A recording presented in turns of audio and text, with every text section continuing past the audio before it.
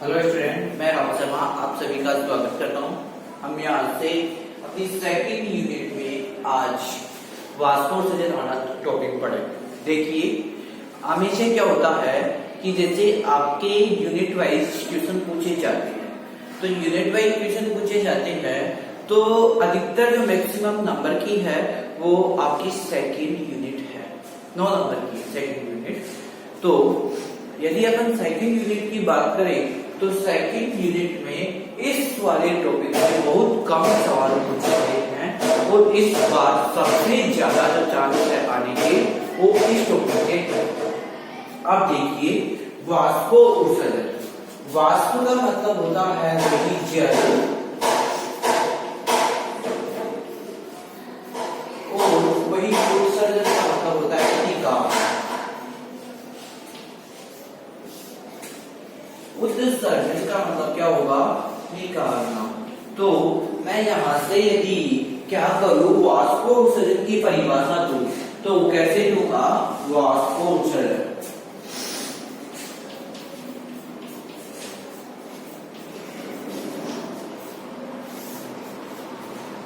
पादपों में जल की हानि वाष्प के रूप में होने की प्रक्रिया वाष्पोत्सर्जन कहलाती है। तो मैं यहां से लिख देता हूं, पादपों में जल की हानि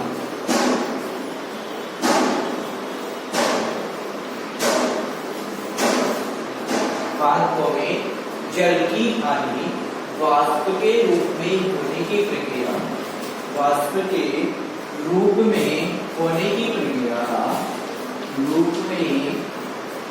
की प्रक्रिया वाष्पोत्सर्जन कहलाती है।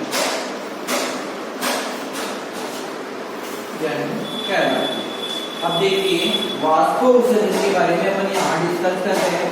अब यहाँ तो पहले अपन ने क्या किया है, इसका संधि विच्छेद कर लिया है। तो हम यहाँ से वाष्पोत्सर्जन के बारे में बात कर रहे थे। तो यहाँ से वाष्पोत्सर्जन के बारे में हमने बात की कि पादपों में जल की हानि वाष्प के रूप में होने की प्रक्रिया वाष्पोत्सर्जन कहलाती है।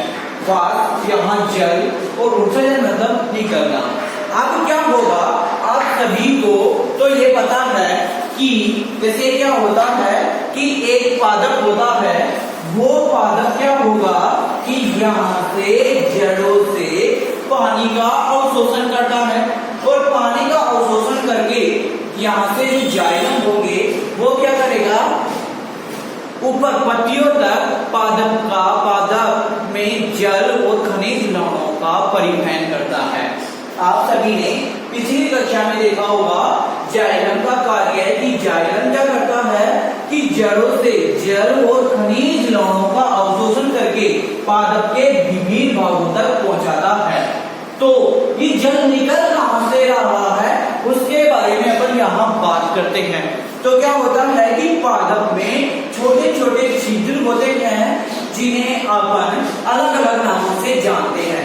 जैसे यदि अपन पत्तियों में छोटे छोटे छिद्रों की बात करते हैं तो पत्तियों में छोटे छोटे छिद्रों को अपन रंध्र कहते हैं। और यदि अपन तनों में छोटे छोटे छिद्रों की बात करते हैं तो उन्हें अपन वात रंध्र कहते हैं। अब देखिए, वाष्पोत्सर्जन के प्रकार की वाष्पोत्सर्जन कहां से होता है उसके बारे में अपन यहाँ बात करेंगे। तो वाष्पोत्सर्जन के प्रकार, तो वाष्पोत्सर्जन का पहला प्रकार होगा रंध्रीय वाष्पोत्सर्जन। रंध्रीय वाष्पोत्सर्जन। अब देखिए, यहाँ रंध्रीय वाष्पोत्सर्जन का मतलब क्या होता है। आप सभी को पता है कि जो पत्तियां होती है उन पत्तियों में छोटे छोटे छिद्र होते हैं जिन्हें अपन रंध्र कहते हैं। तो रंध्रों से होने वाली वाष्पोत्सर्जन की क्रिया को रंध्रीय वाष्पोत्सर्जन कहा जाता है। तो यहां से आप इसी में लिख सकते हो कि रंध्रों से होने वाली से होने वाली वाष्पोत्सर्जन की क्रिया को, होने वाली वाष्पोत्सर्जन की क्रिया को रंध्रीय वाष्पोत्सर्जन कहते हैं। क्या कहते हैं? रंध्रीय वाष्पोत्सर्जन कहते हैं। रंध्रीय वाष्पोत्सर्जन कहते हैं। और संपूर्ण पादप का लगभग 50 से 97% तक का जो भाग होता है, मतलब वाष्पोत्सर्जन की जो क्रिया होगी वो रंध्रों द्वारा संपन्न की जाती है। तो यहाँ से आपको लिखना है कि रंध्रों से होने वाली वाष्पोत्सर्जन की क्रिया को रंध्रीय वाष्पोत्सर्जन कहते हैं। और इस बार ये क्वेश्चन पूछा गया था 1 नंबर में कि सबसे अधिक वाष्पोत्सर्जन की क्रिया कौन पादप के कौन से अंग द्वारा संपन्न की जाती है। तो सबसे अधिक जो वाष्पोत्सर्जन की क्रिया है वो रंध्रों के द्वारा संपन्न की जाती है।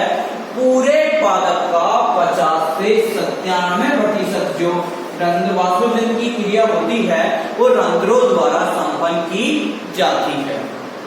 अब इससे ये तो हो गया फर्स्ट वाला रंध्रीय वाष्पोत्सर्जन। इसको आगे आने वाले टॉपिक में अपन डिटेल से पढ़ेंगे। अब यहां से अपन बात कर रहे हैं आज किसके बारे में? सेकंड, उपत्वचीय।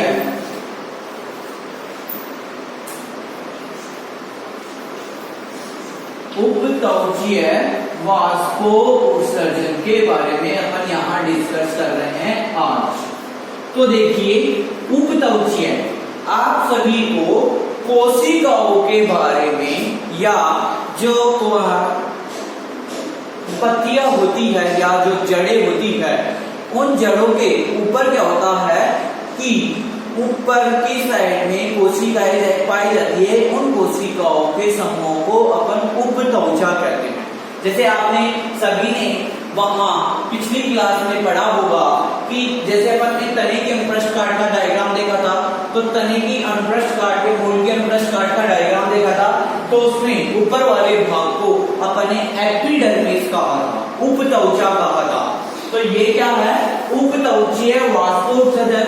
तो यहां भी आप लिख सकते हो कि उपत्वचा द्वारा होने वाले वाष्पोत्सर्जन की प्रक्रिया को उपत्वचीय वाष्पोत्सर्जन कहा जाता है। जैसे ये संपूर्ण वाष्पोत्सर्जन का 1 से 3% वाला भाग बनाता है, या 1 से 3% तक की जो वाष्पोत्सर्जन की क्रिया होती है वो उपत्वचीय वाष्पोत्सर्जन द्वारा संपन्न की जाती है। इसके बाद में तीसरे की अपन बात करते हैं यहाँ, तो वात रंध्रीय वाष्पोत्सर्जन। किसकी बात करेंगे अपन? वात रंध्रीय वाष्पोत्सर्जन। तो देखिए, मैं आपको बता देता हूं पहले तो वात रंध्र किसे कहते हैं। तो तने पे क्या होते हैं कि कुछ रोम पाए जाते हैं जहां से तने के ऊपर छोटे छोटे छिद्र होते हैं, तो उन छिद्रों को अपन वात रंध्र कहते हैं।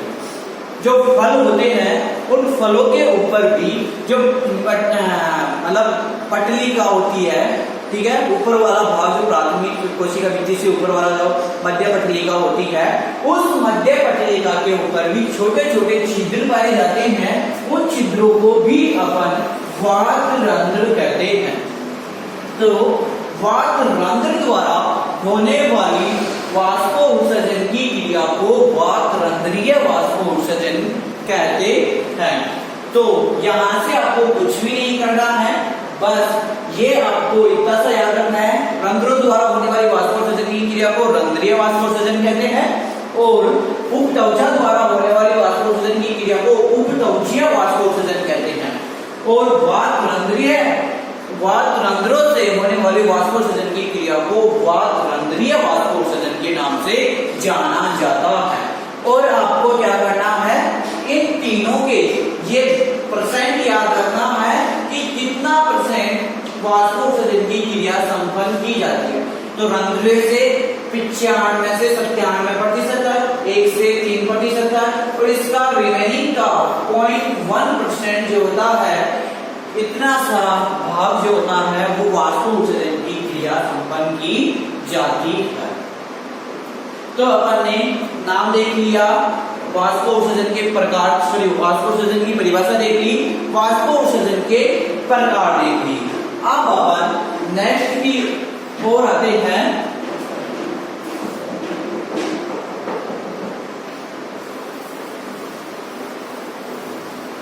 अब जो रंध्रीय वाष्पोत्सर्जन है उसको अपन डिटेल से पढ़ेंगे।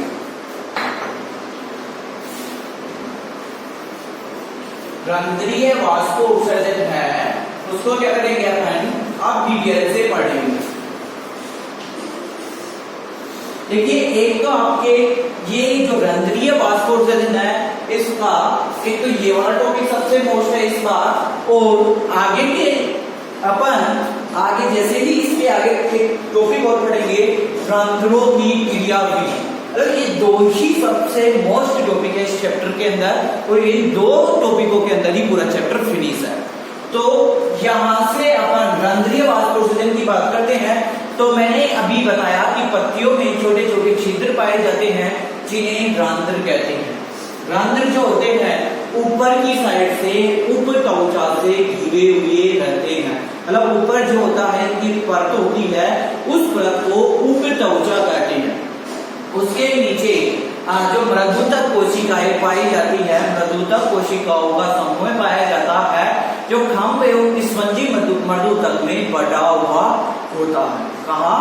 खंभ और जो स्पंजी मृदुतक में बटा होता है। अब ये रंध्रीय वाष्पोत्सर्जन की बात कर रहे हैं अपन, तो रंध्र मतलब किसको बोला है अपन ने? पत्तियों में छोटे छोटे छिद्रों को। तो यहाँ अपन लिख सकते हैं छोटी सी परिभाषा, रंध्र। तो यहां आप क्या लिखोगे? पत्तियों में पाए जाने वाले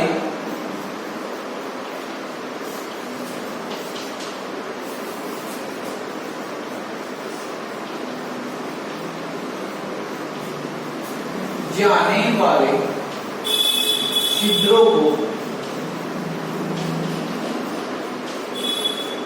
पत्तियों में पाए जाने वाले छिद्रों को रंध्र कहा जाता है। कहा जाता है, ठीक है। अब देखिए, रंध्र के आधार पर, रंध्रों के आधार पर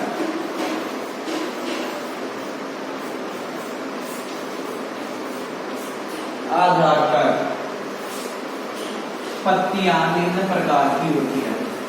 पत्तियां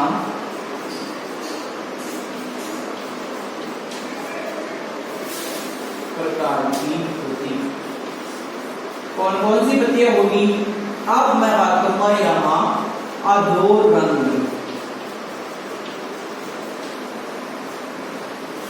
अधोरंध्री पत्ती।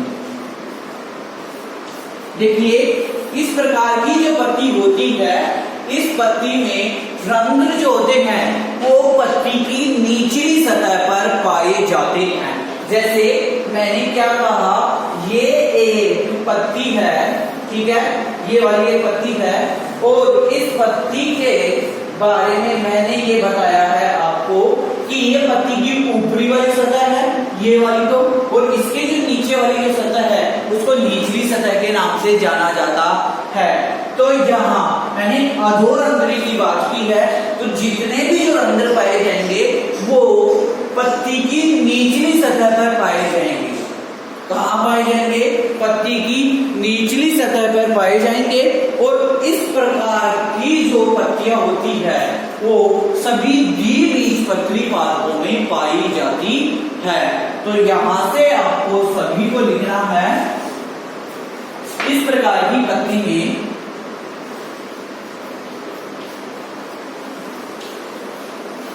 इस प्रकार की पत्ती में छिद्र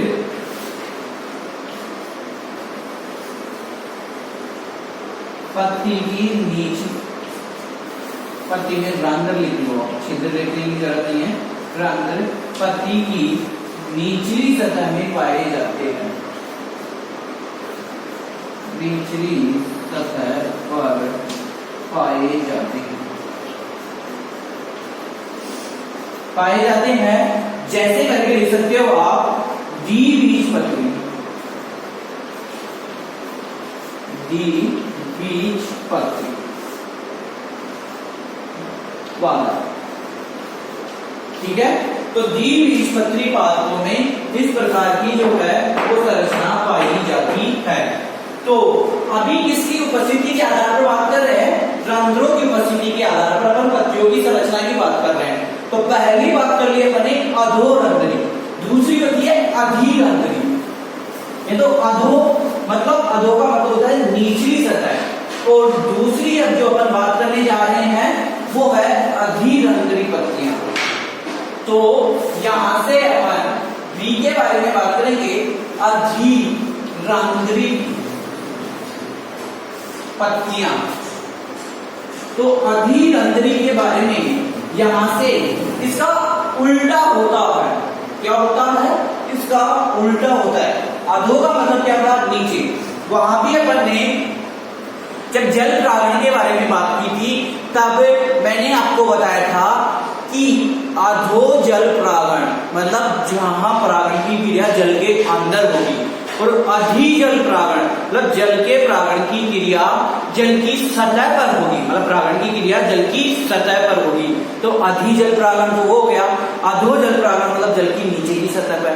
तो यहां भी क्या होगा? अधो का मतलब होता है नीचे, अधि का मतलब हो गया ऊपर। तो इस प्रकार की पत्तियों में रंध्र पत्ती की, यहां से आपको लिखना है, इस प्रकार की पत्तियों में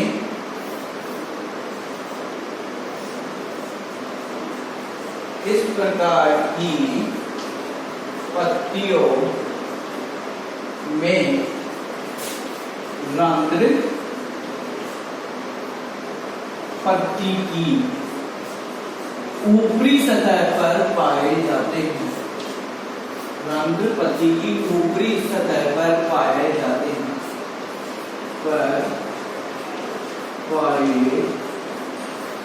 जाते हैं, ठीक है। तो अधिरंध्री पत्तियों में, इस प्रकार की पत्तियों में रंध्र पत्ती की ऊपरी सतह पर पाए जाते हैं। तो ये कौन सा हो गया? अधो मतलब अधिरंध्री पत्ती हो गया।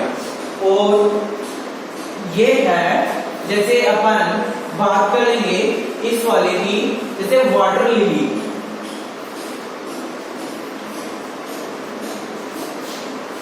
ठीक है। तो वाटर लिली में इस प्रकार के रंध्र पाए जाते हैं। अब इससे थर्ड वाले की अपन बात करने जा रहे हैं। तो यहां अपन ने वाटर लिली की बात की है। तो इस प्रकार की जो संरचना है वो कौन से पादप की पत्तियों पर पाई जाती है? वाटर लिली पादप की पत्तियों पर पाई जाती है। अब ये है इसका तीसरा वाला जो भाग है, उभयरंध्री, जिसे अपन बात करेंगे। अब उभय का मतलब होता है दोनों, ठीक है। रंध्र का मतलब वही रंध्र।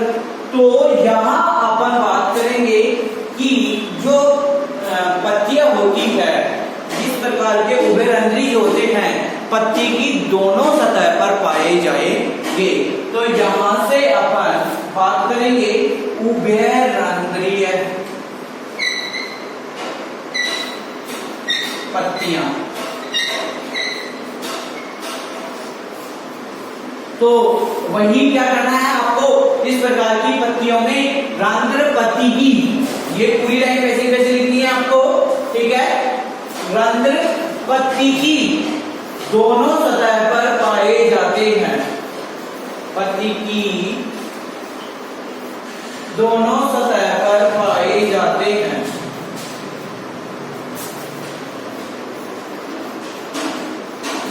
पाए जाते हैं, जैसे करके लिखेंगे अपन यहां से। अब अपने पास जितने भी मोनोकोट्स प्लांट है, मतलब एक बीजपत्री है जितनी भी, उन सभी एक बीजपत्री पादपों की बात करेंगे। तो एक बीजपत्री पादपों में उभयरंध्री पत्तियां पाई जाती है। तो यहां से अपन एक बीजपत्री पादप की बात करेंगे।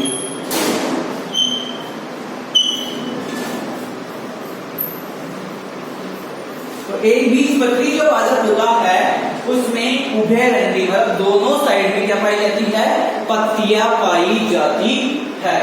अब यहाँ से अपना है जो नेक्स्ट टॉपिक के बारे में डिस्कस कर रहे हैं। तो अपने पास नेक्स्ट टॉपिक क्या है, रंध्र की संरचना। देखिए मैंने आपको पिछली क्लास में भी रंध्र की संरचना के बारे में बताया था, यदि आपको याद हो तो। यहां से क्या होता है कि ये इस प्रकार की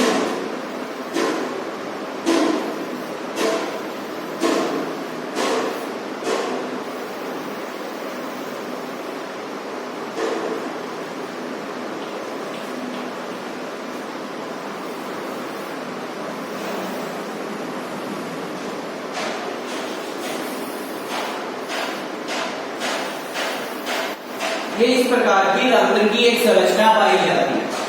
रंध्र ये जो होगा, रंध्र की जो अंदर की जो भित्ति होती है थोड़ी क्या होती है, कठोर एवं मजबूत होती है, मोटी होती है, और बाहर की भित्ति जो होती है वो पतली होती है।